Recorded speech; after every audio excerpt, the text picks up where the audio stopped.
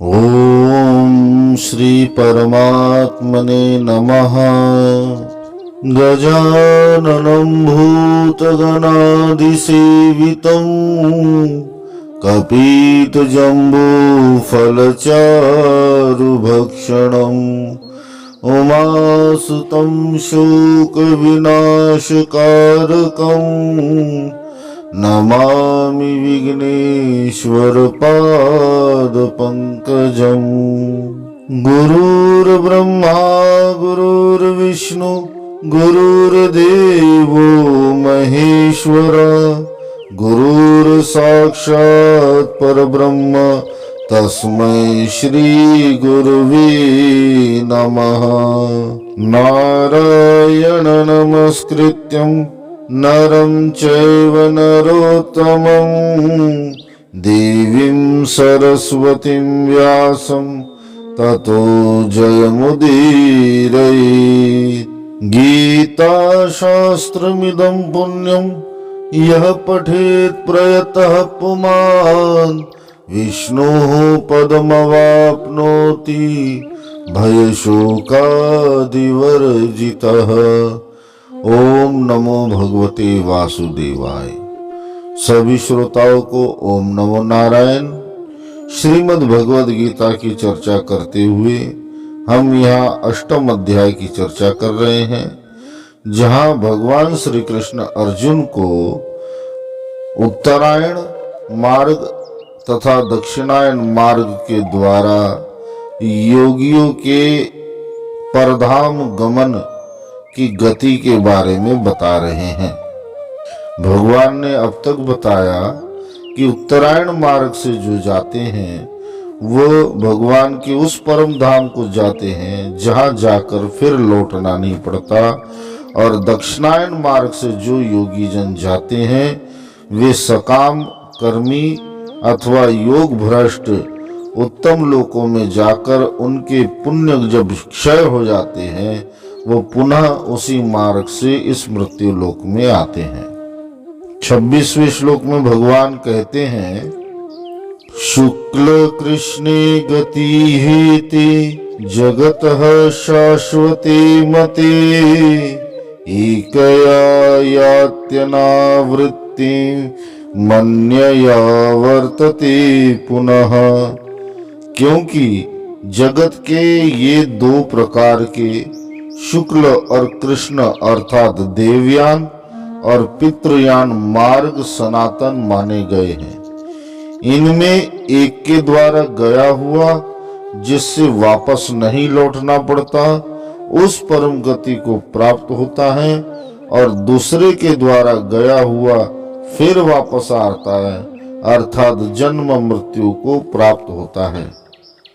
पूर्व के श्लोकों में दो गतियों का जो वर्णन भगवान ने किया है उसी को यहाँ आगे बताते हुए भगवान कहते हैं कि देवयान अर्थात उत्तरायण और पितृयान अर्थात दक्षिणायन ये दो ही मार्ग जो है जिससे योगी जन मृत्यु के पश्चात धाम को जाते हैं।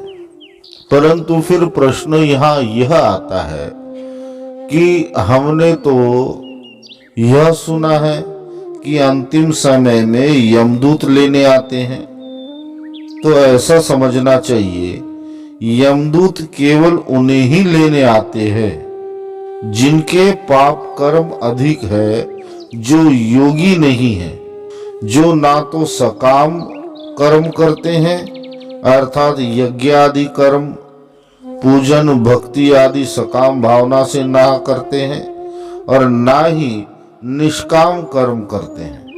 यमदूत केवल उनके लिए है जो जीवन में केवल भोगों को भोगते भोगते बिना परमार्थ के साधन किए भगवान के द्वारा बताए गए किसी भी यज्ञ का पालन ना करते हुए जो मृत्यु को प्राप्त होते हैं उन्हें लेने के लिए यमदूत आते हैं।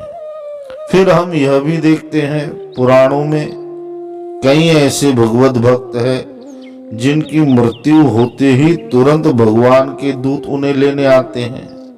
तो वहां ना तो दिन के अभिमानी देवता, ना पक्ष के अभिमानी देवता, ना संवत्सर के अभिमानी देवता का कहीं उल्लेख मिलता है।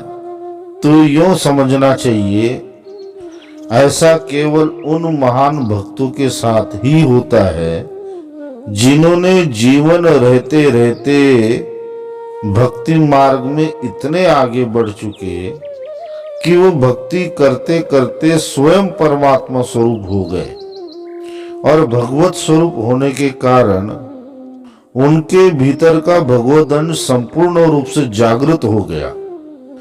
इसलिए अब उनकी जीवात्मा को ना ही दिन के अभिमानी देवता, ना ही रात्रि के अभिमानी देवता, ना ही पक्ष के अभिमानी देवता, ना ही संवत्सर के अभिमानी देवता अपने अधिकार में रख पाते हैं। इसलिए ऐसे उच्च कोटि के सिद्ध साधक उनको लेने के लिए केवल भगवान के पार्षद गण ही आते हैं। यहाँ भगवान का आशय यह है कि 84 लाख योनियों में भटकते भटकते कभी न कभी भगवान दया करके हमें मनुष्य शरीर देते हैं, जिसका यथोचित लाभ पाकर हम भगवत रूप हो सकते हैं अथवा उत्तम कार्य के द्वारा देवताओं के लोक को भी प्राप्त हो सकते हैं। इसलिए समय रहते हुए हमें योग को अंगीकार करना चाहिए। यदि हमारा साधन मार्ग अधूरा भी रह गया, हम योग भ्रष्ट भी हो गए अथवा हम अपने साधन मार्ग में सफल हो गए, तो भगवान ने यह 2 मार्ग बनाए हैं, योग भ्रष्ट होने पर अथवा सकाम योग के करने पर दक्षिणायन मार्ग तथा निष्काम कर्म के करने पर उत्तरायण मार्ग। परमात्मा के परम धाम में जाने का जो मार्ग है वह प्रकाशमय और दिव्य है, और उसके अधिष्ठात्र देवता भी सब प्रकाशमय हैं। दिन के अभिमानी देवता, अग्नि के अभिमानी देवता, पक्ष के अभिमानी देवता, उत्तरायण के अभिमानी देवता, संवत्सर के अभिमानी देवता। इसलिए इस मार्ग का नाम शुक्ल भगवान ने यहाँ कहा है। और जो देवलोक तथा ब्रह्मलोक तक जाने के जो भी मार्ग है वो संपूर्ण मार्ग अंधकार युक्त है, और उनके अधिष्ठात्र देवता भी अंधकार का ही स्वरूप है तथा उनमें गमन करने वाले लोग भी अज्ञान से मोहित रहते हैं। इसलिए उस मार्ग का नाम कृष्ण रखा गया है। इस श्लोक में अनावृत्ति पद से भगवान यह बताते हैं कि मेरा वो परम धाम ऐसा है जहां जाकर साधक वापस नहीं लौटता।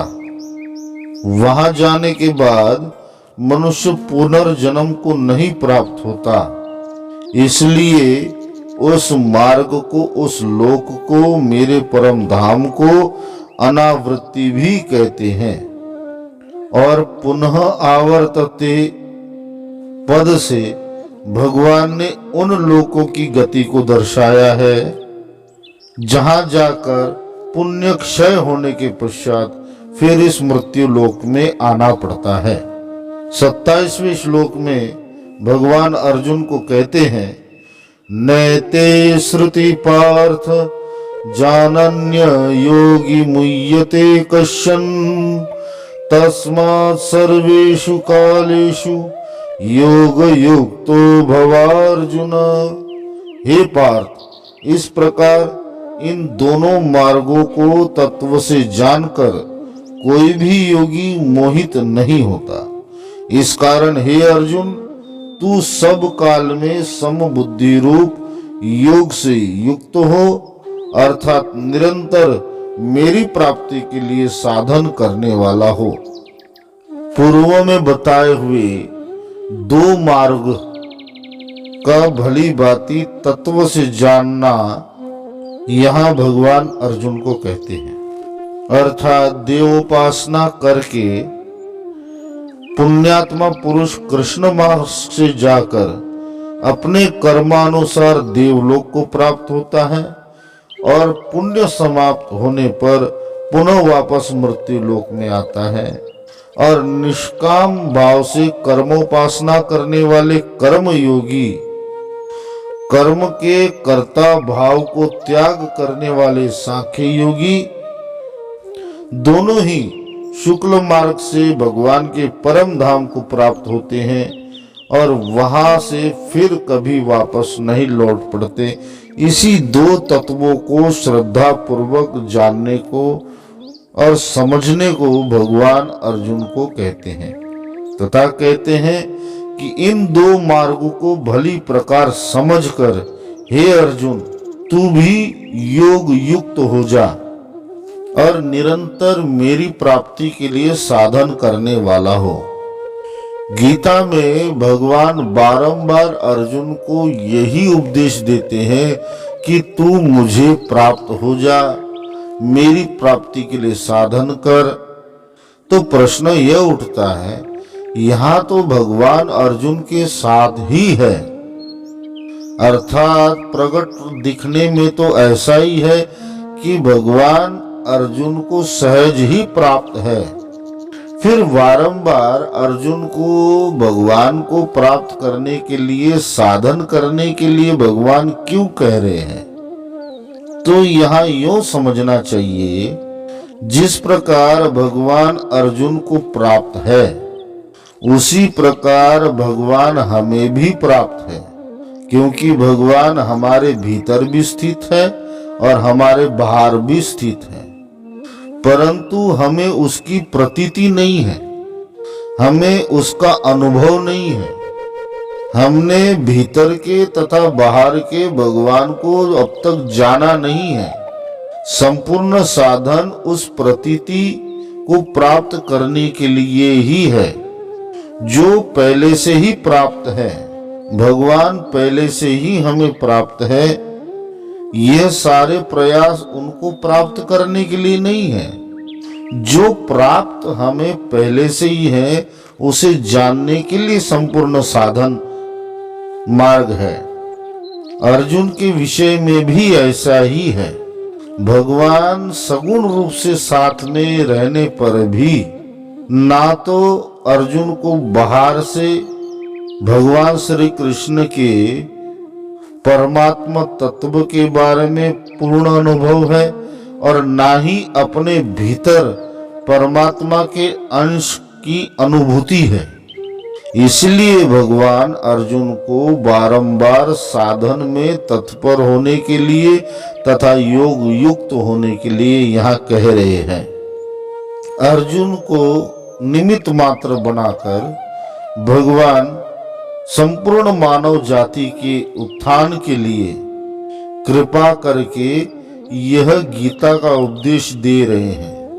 भगवान कहते हैं कि सब काल में योग युक्त हो जा। इसका कारण यही है कि मृत्यु का कुछ भी पता नहीं है कि कब आ जाए। यदि अपने जीवन के प्रत्येक क्षण को साधक साधना में लगाए रखने का प्रयत्न नहीं करेगा तो साधन बीच बीच में छूटता रहेगा और यदि कहीं साधनहीन अवस्था में मृत्यु हो जाएगी तो योग भ्रष्ट होकर पुनः पुनः जन्म मरण के चक्र में फंसता रहेगा।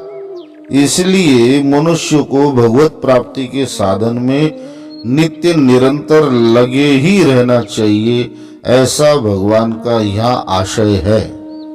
अष्टम अध्याय के उपसंहार में अंतिम श्लोक में 28वें श्लोक में भगवान कहते हैं, वेदेषु यज्ञेषु तपसु चैव दानेषु यत् पुण्यफलं प्रदिष्टम् अत्येति तत्सर्वमिदं विदित्वा योगी परम स्थानमुपैति चाद्यम्।